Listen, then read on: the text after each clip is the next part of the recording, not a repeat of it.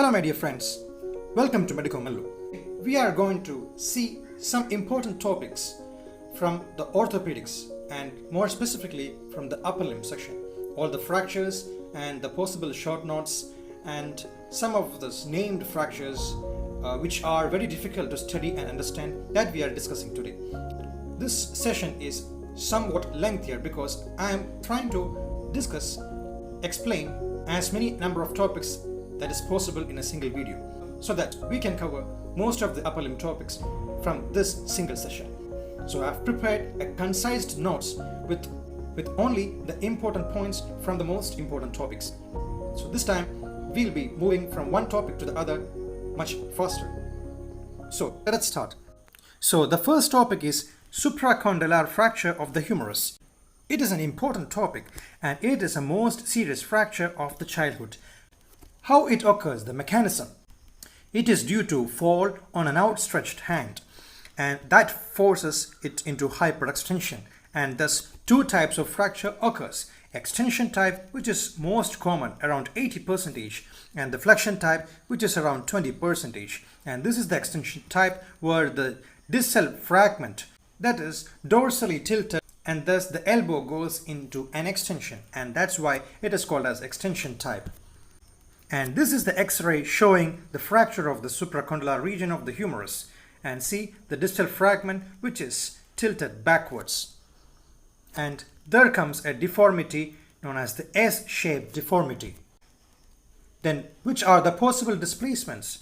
It can be posterior or backward shift with a posterior or backward tilt, medial or lateral shift. It can be medial tilt. It can be associated with an internal rotation too. In the X-rays, we have to take an AP view as well as a lateral view. In the AP view, the distal fragment can be proximally displaced with a medial tilt or medial or lateral shift. This is the distal fragment and it can be proximally displaced, it can be medially tilted, and there can be a medial or a lateral shift also. In the lateral view, the fragment can be proximally displaced and dorsal shift can be seen and dorsal tilt, but this is just opposite in case of the most common extension type. Which are the major clinical features? There is an S-shaped deformity. See, we have seen before this S-shaped deformity. The fragment is tilted backwards and the arm is shorter. See, this arm is shorter, whereas the forearm is normal in size, in length. But the 3-point relations are maintained. Which are the 3-point relations? The lateral epicondyle, the medial epicondyle, as well as the olecranon process. These 3-point relations are still maintained in spite of this fracture. How we treat? In case of undisplaced fracture, then immobilization by an above elbow plaster slab with elbow at 90-degree flexion is enough. If it is displaced fracture, then the patient has to be admitted as it is a notorious fracture. And how we manage that? Closed reduction and a percutaneous K-wire fixation is the answer. The steps of the reduction are: first of all, do a traction with 30 to 40 degree flexion of the elbow. Second, flexion in traction. Third, it is followed by push with thumb at the olecranon process with a 90-degree flexion at the elbow.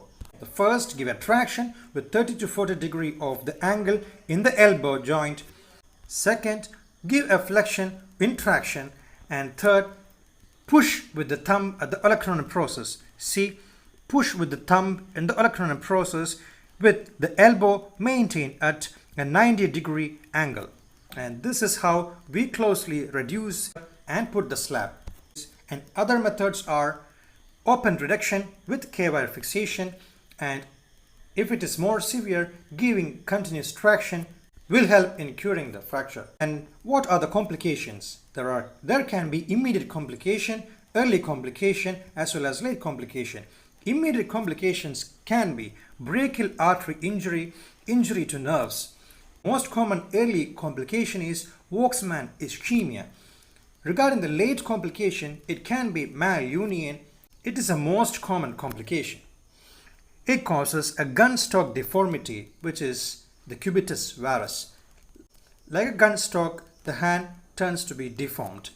The possibilities are myositis, ossificans, Volkmann, ischemic contracture, etc. See, this is the gun stock deformity.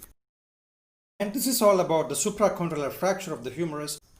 Let's quickly move on to the second topic, dislocation of the shoulder. Shoulder dislocation. It is a commonest joint in the body to dislocate, and the most common type is anterior dislocation.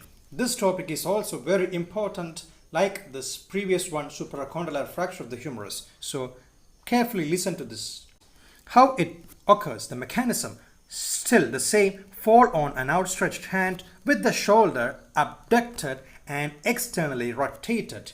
The shoulder must be abducted, that is moved away from the body, as well as it is externally rotated, and then you are falling in such an outstretched hand. Then there is high risk of this dislocation, anterior dislocation of the shoulder.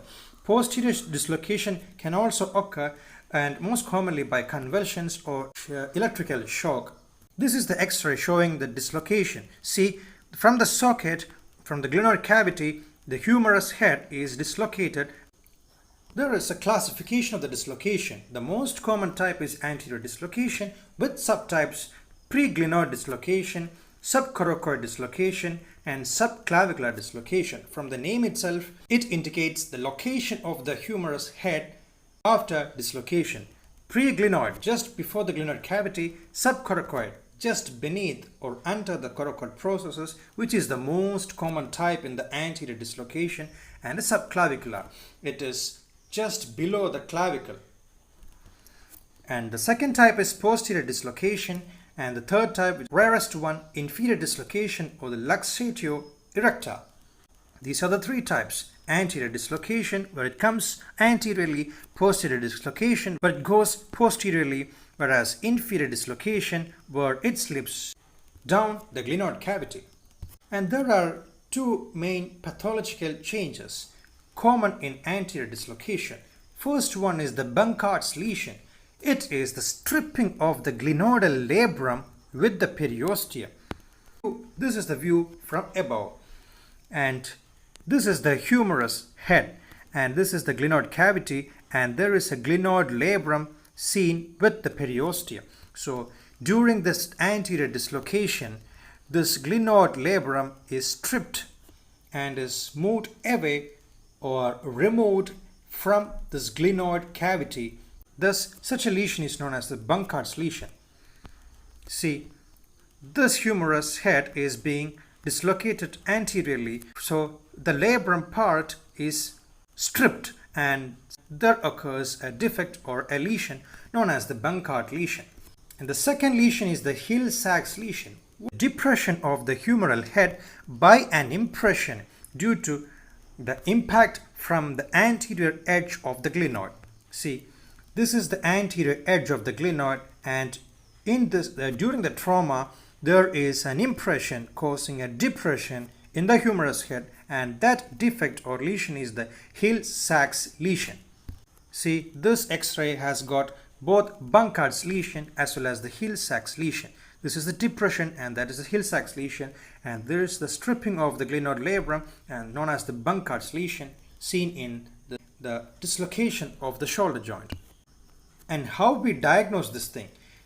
The chief presenting complaint is the history of fall with the details that we have discussed before.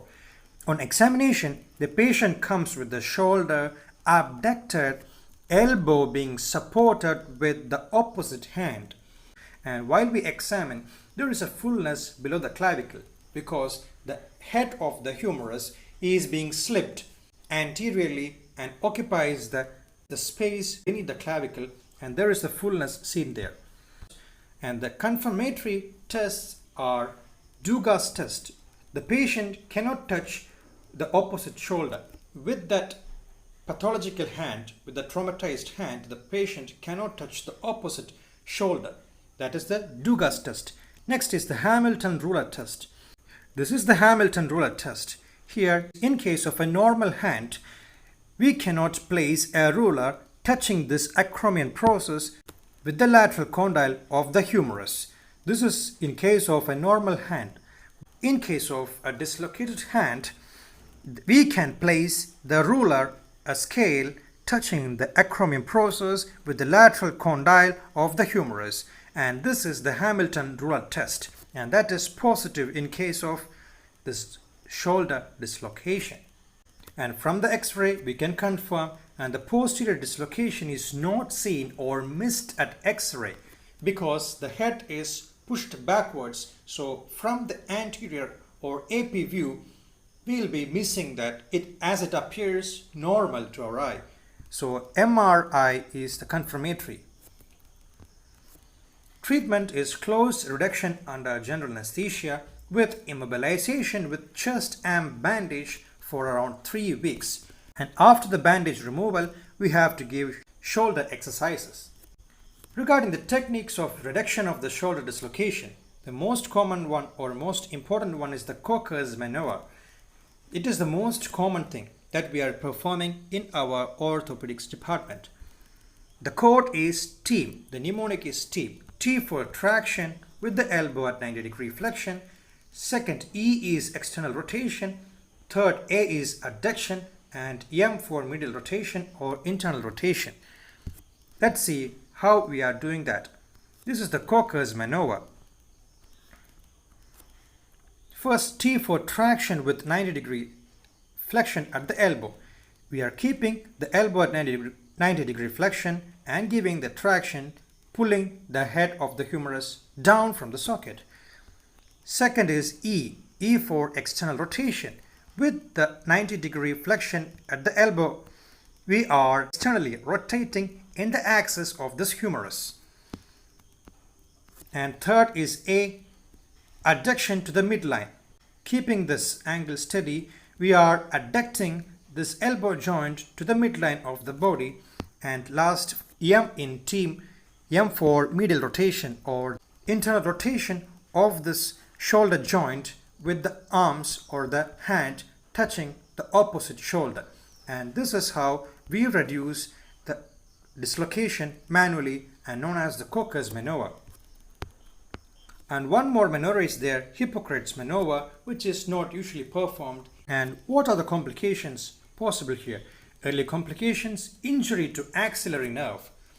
It can cause deltoid muscle paralysis as axillary nerve is supplying the deltoid muscle and a small area of anesthesia over it. The late complications can be a recurrent dislocation. Once the shoulder is dislocated, then there is high risk of further dislocations in the future. The surgical treatments are Putty Platt operation, Bunkart's operation, Bristow's operation. Just remember these names and that's enough for this topic. Next topic is Scaffold Fracture. This is the scaphoid bone and this is the tuberosity, this is the proximal articular surface and this is the waist of the scaphoid. And this fracture is very important and very complicated because in case of a fracture in the scaphoid bone, there is high risk of necrosis in the bone because blood supply is being cut from the distal to the proximal. So immediate correction with proper immobilization is necessary. This is more common in adults, whereas the previous two, dislocation as well as the fracture, are common in children, whereas this scaphoid fracture is more common in adults. The fracture is through the waist of the scaphoid, this region. Either there is a crack or it is a displaced fracture. The mechanism of the trauma, fall on outstretched hand in adults, again the same mechanism. How we diagnose? There will be a tenderness in the scaphoid fossa, more especially in the anatomical snuff box, and the force transmitted along the axis of the second metatarsal gives a pain at the region. The second metatarsal is in the line of the scaphoid bone, so if we are giving a force there, then the pain is seen in the region of the scaphoid bone. In the radiological examination, we are taking an oblique view of the wrist with a lateral as well as an AP view. See, this is the scaphoid bone and this is the waist region where this fracture occurs. And this metatarsal, second metatarsal, is in the line of this fracture or the bone. So any force directed, transmitted in this axis gives a pain in the scaphoid region. How we conservatively manage it? Immobilization with a scaffold cast for around 3 to 4 months. Initially, it may not be visible in X-ray. If you are suspicious about the scaffold fracture, then put a scaffold cast for 2 weeks, and after 2 weeks, repeat the X-ray. Sometimes it becomes visible, then sometimes if it is not visible, then no treatment is required. This is done only if the initial X-ray is not suggestive of any scaffold fracture. The scaffold cast is important, extending below elbow to the metatarsal ends. We will be thinking that even though the bone is very small, we are putting a cast from the below elbow region to the metatarsal heads. It includes the thumb up to the interphalangeal joints of the fingers. And the position is peculiar. It is at the glass holding position at the wrist. How? Dorsiflexion at the wrist with the radial deviation. See, as if the patient is trying to hold a glass. And that's the position of this cast. In widely displaced fracture, we have to do an open reduction and an internal fixation using compression screws. Complication, the most important dangerous complication is avascular necrosis, seen as non-union. How we treat it? We have to finally excise this necrotized area. Second possibility is delayed and non-union. And third, wrist osteoarthritis. And this is all about the scaffold fracture. That goes to one of the most important topic of the upper limb orthopedic fractures, the Colles fracture. It is the fracture at the distal end of the radius, and more specifically the corticocancellous junction, where it is seen about 2 cm from the distal articular surface of the radius. It is most common in adults, mostly in females due to osteoporosis in postmenopausal time. The mechanism of trauma: fall on outstretched hands. Again the same thing. The fracture line runs transversely at the corticocancellous junction. That we have to keep in mind. Which are the possible displacements? This is the region of the fracture. So this is the distal fragment. In the AP view, there can be a proximal shift, there can be a radial tilt and a radial shift also. In the lateral view, this is the distal part. There can be proximal shift again with a dorsal shift and the dorsal tilt. This is the dorsal surface of the arm. It may be associated with the fracture of the styloid process of the ulna. This is the styloid process of the ulna. It can also be associated with fracture of the styloid process. How we diagnose? There is a typical characteristic feature appearance of the fractured arm. There is a dinner fork deformity. This is the dinner fork deformity. See, this is the dinner fork. The hand appears like the dinner fork. Why? Because the distal fragment is dorsally tilt. There is another test, styloid process test. In case of a normal styloid process of the radius, it is seen lower than the ulnar level, ulnar's styloid process level. So that is in case of a normal hand. But here, due to fracture, both the styloid process are the same level. Both the styloid process of the ulnar as well as the radius are the same level, and that is the styloid process test. See, this is the X-ray. This is the corticocancellous junction, and there the fracture occurs, and see, the distal fragment is tilt dorsally, and there occurs this dinner fork deformity. We treat conservatively. Undisplaced fractures can be given immobilization with and below elbow plaster cast for around 6 weeks. In case of any displaced fractures, then we have to give a manipulative or close reduction with an immobilization and Colles cast with shaking hands cast. This is the peculiar position of putting the cast for Colles fracture. The patient arm is kept as if giving a shake hand, and this is the shaking hands cast. How we put this? Just learn this. Give a traction and counter traction at that point, at that fracture point, and we need to correct the dorsal tilt and after correct the radial tilt, and thus that is the manipulative or close reduction, and put an immobilization cast with the shaking hands position. After that, X-ray is taken to ensure its proper approximation. Repeat the x-rays every week for the first 3 weeks to rule out any kind of redisplacement, because once in case of a redisplacement there can be possibilities of malunion or even non-union. The complications: stiffness of joint. It is a common one. The fingers, shoulder, wrist and the elbows can feel like stiffened, or features of osteoarthritis can also occur.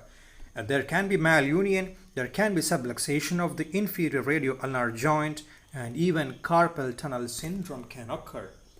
And this is all about the Concised fracture. Next most important topic is Monteggia fracture dislocation. This is a very important topic. Just learn every points by heart, because all the points that I have given here is an abstract. Monteggia fracture is the fracture in the upper 1/3 of the ulna with dislocation of the head of the radius. Here the ulna is the point of fracture, the site of the fracture. The mechanism of trauma: again, fall on the outstretched hand. Which are the types? Extension type is the most common. There is also one more type, flexion type. In case of extension type, the ulnar fracture angulates anteriorly or extends, with the radial head dislocating anteriorly. And how we diagnose it? X-ray, AP and lateral view, and again the complication: malunion. And this is the Monteggia fracture, with the fracture seen in the proximal 1/3 of the ulna with the radius head being dislocated. And see, this is angulating anteriorly, and that is why it is called as extension type, which is the most common type. How we diagnose, I have told you, X-ray, AP and lateral view. How we treat it? It is a very unstable fracture, so we have to reduce it properly under general anesthesia and keep a close watch with weekly x-rays. If any case of redisplacement or if any case of any difficulty to reduce, then we have to operate it, and open reduction with internal fixation is the only option. The radial head turns automatically into its normal position once the ulna is corrected. So no need for any separate treatment for the radius displacement. If you are properly reducing and approximating this fracture, the ulna, automatically the radius head will come back into normal position. And this is the x-ray showing the correction with plates. Next is the Gallici fracture dislocation. It is the counterpart of the Monteggia fracture. Why? The Monteggia fracture is the fracture of the proximal 1/3, the upper 1/3 of the ulna, whereas in Gallici fracture is the fracture of the lower 1/3 of the radius with dislocation or subluxation of the distal radio-ulnar joint. The displacement can be radius fracture angulated medially and anteriorly, and there can be a dorsal dislocation of the distal end of the ulna. See, this is the Gallici fracture, where the distal or lower 1/3 of radius is being fractured, and here there is dislocation of this distal radio-ulnar joint, and this is how it becomes the counterpart of this Monteggia fracture. How we treat it? Perfect reduction is required. It is difficult to achieve by conservative methods. So most adults require an open reduction and an internal fixation with plates. Dislocated radio-ulnar joint automatically fall backwards in its normal position once this fracture fragments are being approximated properly. Complications are again malunion, and there can be a deformity and limitation of this supination and pronation. And this is the x-ray taken after approximation and plate fixation of this Gallici fracture. And this is all about the Gallici fracture dislocation. Next is the fracture of the lateral condyle of the humerus. It's a simple topic. This is the lateral epicondyle, and this lateral condyle is this region, and the fracture occurs like this, with the capitulum and the lateral epicondyle being the fractured fragment, and the part of the metaphysis is involved in this fracture, and hence it is a type 4 epiphyseal injury. We have to look epiphyseal injuries classification after this topic, but Just remember this, it's a type for epiphyseal injury, this the lateral condyle fracture of the humerus. And the fracture is from the intercondylar area. This is the condylar area, intercondylar area. The fracture is in between. In younger children, the detached part mostly becomes cartilaginous. In children, it is the bony development is not yet complete, so this part is mostly cartilaginous. The displacement is a common thing due to pull of the extensor muscle origin at the lateral epicondyle. We know that the extensor muscles of the forearm is originated from this lateral epicondyle. So due to its constant pull, this lateral epicondyle can get displaced more commonly, and it can also be rotated outwards also due to this extensor muscle pull. And how we diagnose this thing? Mild swelling, pain, tenderness can be seen. How we treat it? In case of undisplaced fracture, then above elbow plaster slab for 2 to 3 weeks is enough. In case of a displaced fracture, then open reduction with internal fixation with 2 or more K-wires are required. Regarding the complications, there can be non-union as there is constant pull by the extensor muscles that we have discussed before. There can be Cubitus Valgus deformity, which means there is a high carrying angle that we can see later. Osteoarthritis is another possible complication. And this is all about this fracture of the lateral condyle of the humerus. Next is an important topic, fracture of the shaft of the humerus. It is again due to fall on an outstretched hand or any direct injury to the shaft of the humerus. This is the figure showing the fracture.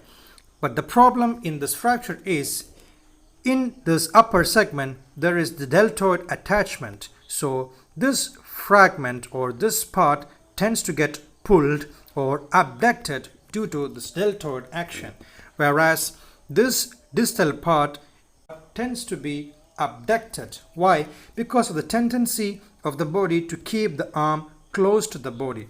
So as a result, there occurs this lateral angulation in this fracture part. Hence, the displacement is seen as a lateral angulation, which is a common thing.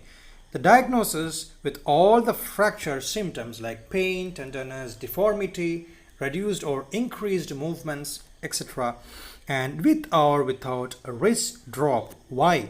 Because there is a high possibility of radial nerve injury. In case of an injury, then there occurs the wrist drop.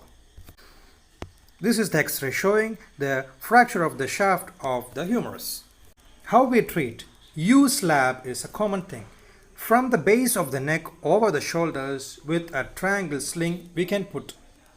This is the U-slab. From the base of the neck over the shoulders, a U-slab is being put to approximate this fragments and followed by a triangular sling. Next choice is hanging cast with 90-degree flexion at the elbow with gravity traction in this axis. We are putting a cast with hangings around the neck. And another choice is chest arm bandage with the arm strapped to the chest. And these are the possible treatments. The operative methods are plates and screws, and intramedullary nailing is possible here. Which are the complications? Non-union, delayed union, and even malunion. And there is a high risk of nerve injury, that is the radial nerve, with the complication of wrist drop. And this is the end of this topic, fracture of the shaft of the humerus. And next simple topic is Cubitus Valgus deformity. What is it?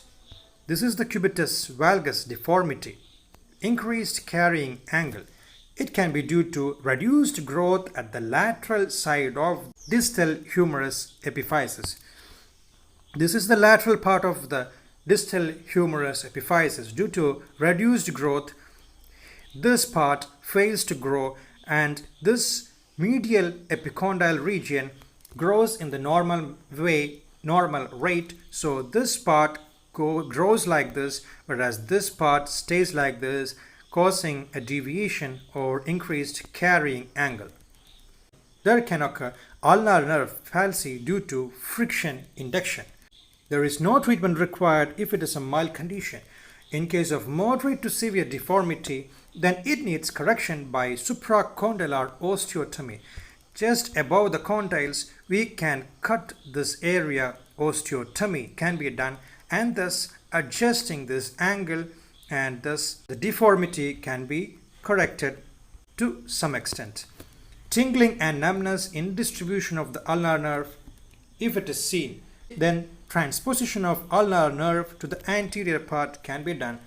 And this is the image of the cubitus valgus, the increased carrying angle. And next is the cubitus varus deformity. That was the previous one was valgus. This is the varus deformity. This is just opposite. It is due to malunion of the supracondylar fracture of the humerus, and that is the most common cause. And it is the gun stock deformity that we have seen before. Where it is seen, the fracture unites with the distal fragment tilted medially and in internal rotation. If it is a mild thing, then no treatment is required. If it is badly deformed, again the supracondylar osteotomy can be done. This is the cubitus varus deformity. Like the gun stock, the hand is deformed. Next is a very important topic from the upper limb fractures, the epiphyseal injury classification. Salter and Harris classification of epiphyseal injury, and this itself is an essay question. You know that this part is the metaphysis and this part of the bone is epiphysis, and this is the region of metaphysis and the epiphysis fusion. And there are mainly 5 major types of fractures of the epiphysis. The first one is the simple type 1 fracture. Simply it is fracture at this epiphyseal region, the transversely. How we manage by close reduction is required. Type 2 fracture is a transverse fracture with a piece like an oblique fracture, and that is a type 2 fracture. Again, close reduction is enough, and these type 1 and type 2, after close reduction, it is a good prognosis.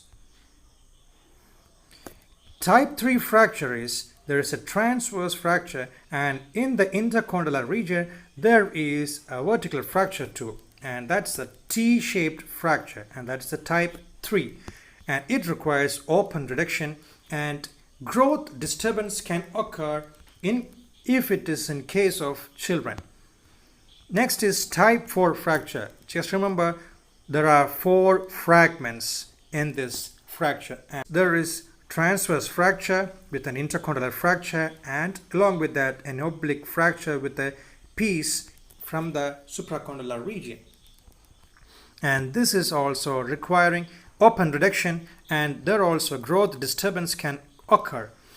The type 5 fracture is very bad, and the epiphysis, the whole of the epiphysis is crushed, and it can be managed only conservatively, and it always causes growth disturbance. And these 5 fracture types of the epiphyseal injury are very important, and study by drawing the diagrams. And this is the Salter and Harris classification. Next, some few named fractures which are very important too. Smith's fracture, which is a reverse of Colles fracture. Why it is called as reverse of Colles fracture? The fracture is at the corticocancellous junction itself of the radius, of course. But the difference from the Colles is the distal fragment is displaced ventrally and tilts ventrally, whereas Colles fracture, the distal fragment is tilted dorsally, causing the dinner fork deformity. But Smith's fracture is particularly different from it by its ventral displacement and tilt. This is the fracture, and here the distal fragment, this fragment is tilt ventrally, and that's why it is opposite to the Colles fracture. Let's quickly move to the next named fracture, Barton's fracture or the marginal fracture. It is an intra-articular fracture of the distal radius. Just be thorough with this named fractures. It looks like Colles fracture because it is seen in the distal radius. It is almost close to the corticocancellous junction, but it is not. Colles fracture is specifically extra-articular fracture, whereas this Bartons fracture is intra-articular fracture, more close to this distal articular end of the radius. See, this is the Bartons fracture, and there is also a displacement of this distal fragment. This fracture extends from the articular surface of the radius to either anteriorly or posteriorly. Treatment: closed manipulation with plaster cast. If failed only, we'll be doing an open reduction and an internal fixation. And this is the Bartons fracture. Next is the boxer's fracture. What is that? Just assume a boxer blocking all his face punches. So the most exposed part is his ulnar aspect of both his hands. So the fracture occurs mostly in the ulnar region. It is the ventrally displaced fracture through the neck of the fifth metacarpal, usually in boxers. This is the fracture. This is the fifth metacarpal, the neck region. Next is the nightstick fracture. It is an isolated fracture of the shaft of the ulna. Why it is occurring? On trying to wind off a stick blow. See, this is the nightstick fracture where the ulnar part shaft is being fractured. What happens? The ulnar aspect, the ulna is the region more close or more exposed in blocking, and fracture occurs in the ulnar region.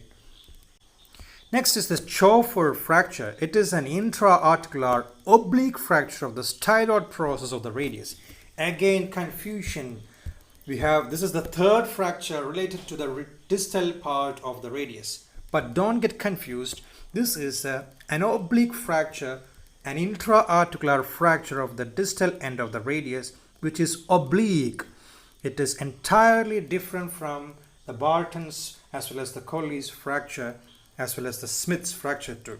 It is an oblique fracture, and that's the Chauffeur fracture. And next is the Bennetts fracture dislocation.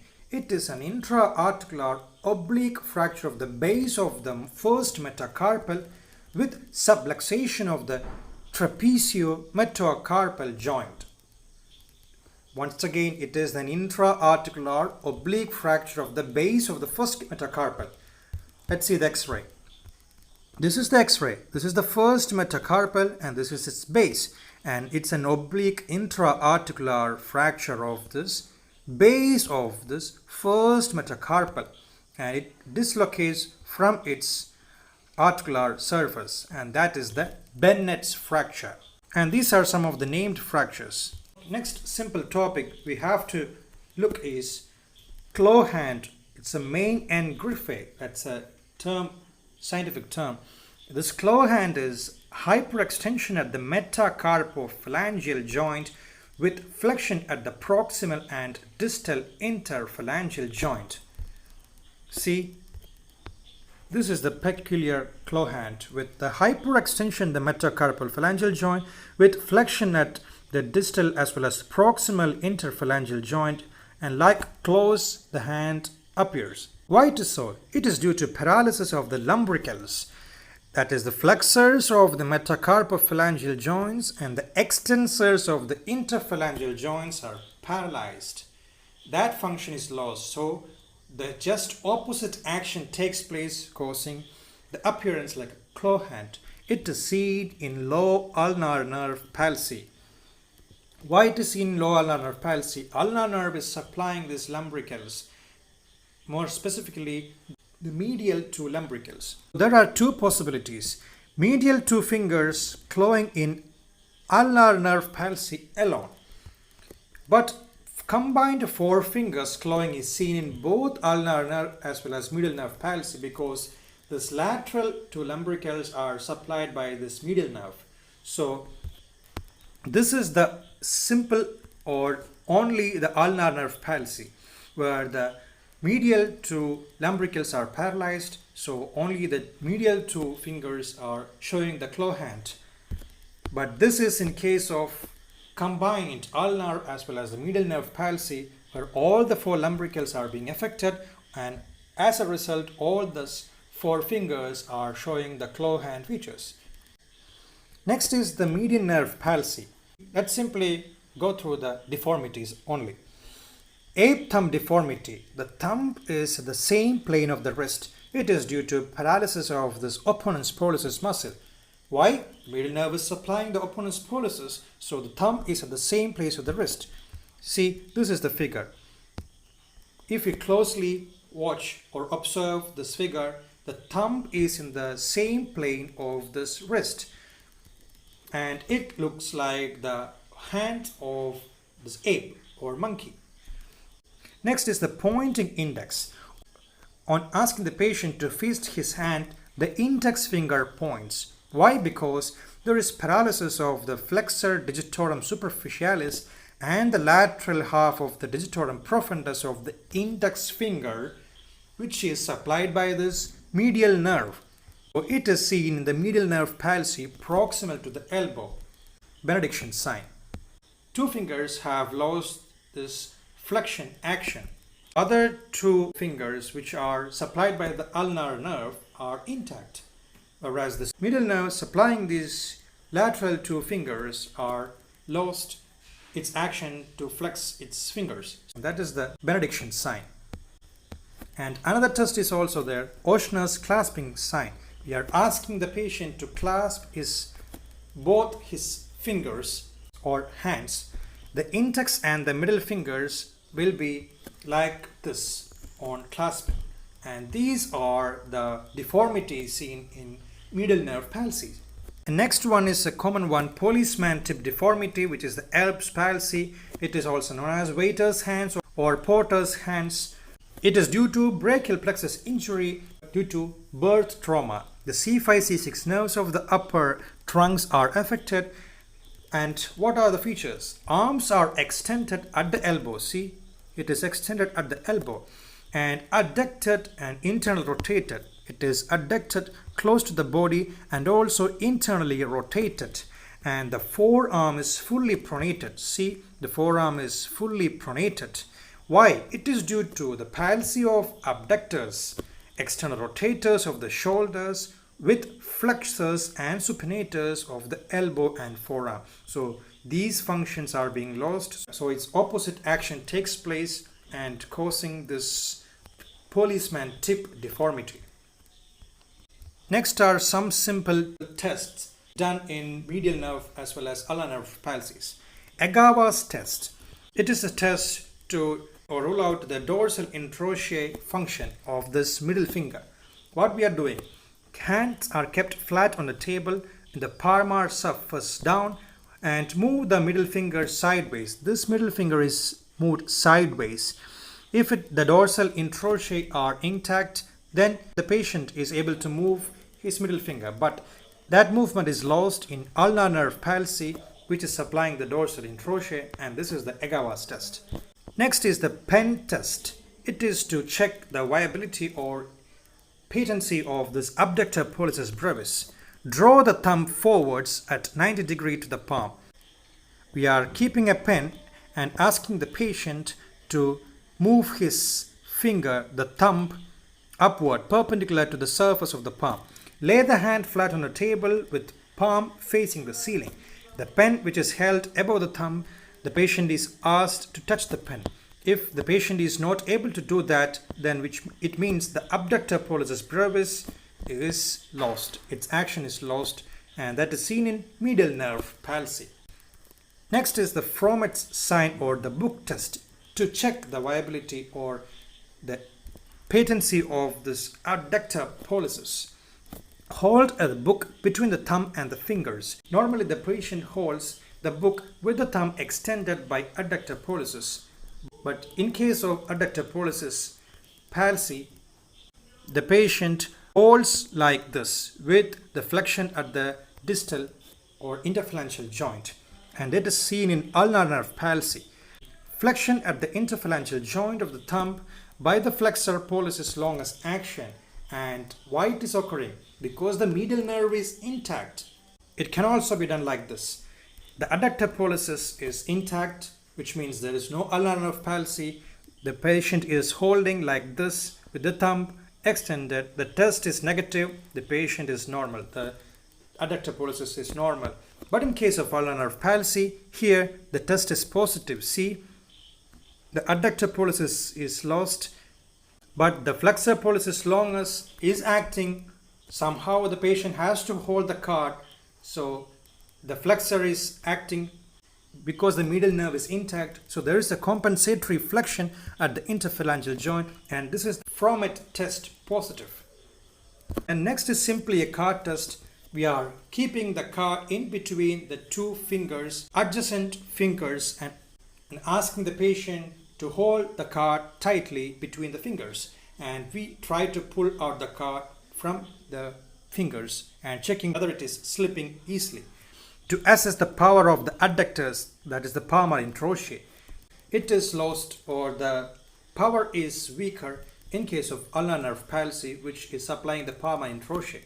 The first dorsal interosseous is checked by the abduction of the index finger against resistance, and this is the cart test. And the Ochsner's clasping test we have discussed before, asking the patient to clasp the hand with each other. The index and middle fingers are extended without inflection in case of medial nerve palsy. And finally, a simple thing, ulnar paradox. In case of ulnar nerve lesion, which is more proximally towards the elbow, then the claw hand deformity is less C. Why? Usually, ulnar nerve palsy causes the claw hand deformity in the medial two fingers, but that is more specifically in low ulnar nerve palsy that I have specifically mentioned before. But in case of the high ulnar nerve palsy, which is the palsy or the lesion is more proximal towards the elbow, then the deformity is less C. Why? Because as the flexor digitorum profundus, which are the flexors of the fingers, are also lost in high ulnar nerve palsies. In high ulnar nerve, or if the lesion is more proximal to the elbow, the supply to the flexor digitorum profundus are also being lost, which are the flexors of the fingers. So in claw hand, there is a significant or predominant flexion at the proximal as well as the distal interphalangeal joint. But as these flexors are also being lost in high ulnar nerve palsy, the claw hand is not prominently C, and that is the ulnar paradox. It is a paradoxical thing. This is the concise discussion of this upper limb orthopedics topics. We have almost covered the important topics which are being asked in universities as well as in Egawas. It always seems impossible until it's done. Whatever we think, which you think impossible, you attempt it, you try doing it, then one day you will able to achieve it and make it possible. And this is told by Nelson Mandela. And this is your Medico Mello. Thank you for watching this video. Please like, share and subscribe for more videos.